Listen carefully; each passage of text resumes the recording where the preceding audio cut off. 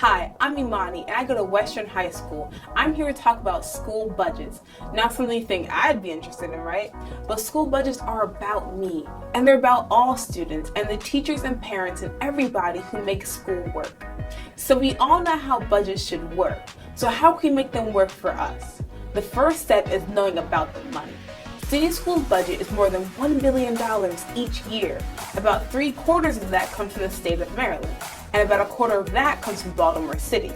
We also get some dollars from the federal government and other sources. The amount we get is based mostly on how many kids go to Baltimore City public schools. The more students, the more dollars.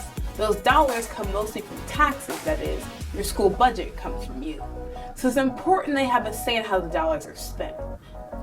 So once we know about how much money the whole district should get, the second step is figuring out how much to go to each school.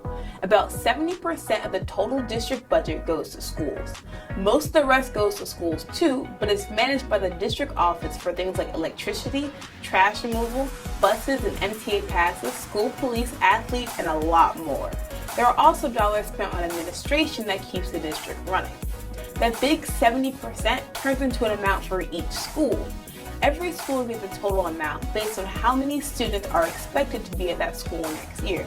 There's a formula for figuring out the amount for each of the district's 30 or so charter schools, and another called Fair Student Funding. That's used for schools that aren't chartered.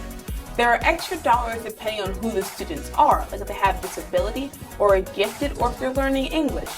This year, the Fair Student Funding formula started giving extra to schools that serve mostly low-income families. That's because these students can need extra support to do as well as kids who go to schools in neighborhoods that are better off and have more resources. The third step is the fun part. Once principals know how much money will be in their budget for the next year, they figure out what to spend it on. This is where I come in. Some money comes off the top to pay for principals, teachers for pre-K, and students learning English, career and technology education teachers, and some staff members who support students with disabilities. City schools call these locked positions because district policy and education law says schools are locked into having these people in schools. There are also additional unlocked dollars for staff members for special education based on individuals' needs of students in the school, and principals have to set aside money for this.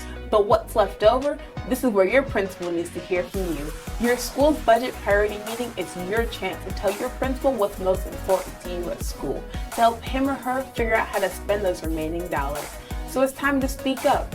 Your principal will also have a meeting to show you the school budget draft and the final submitted budget. So remember, it's your money and it's your school. Help make it work for you.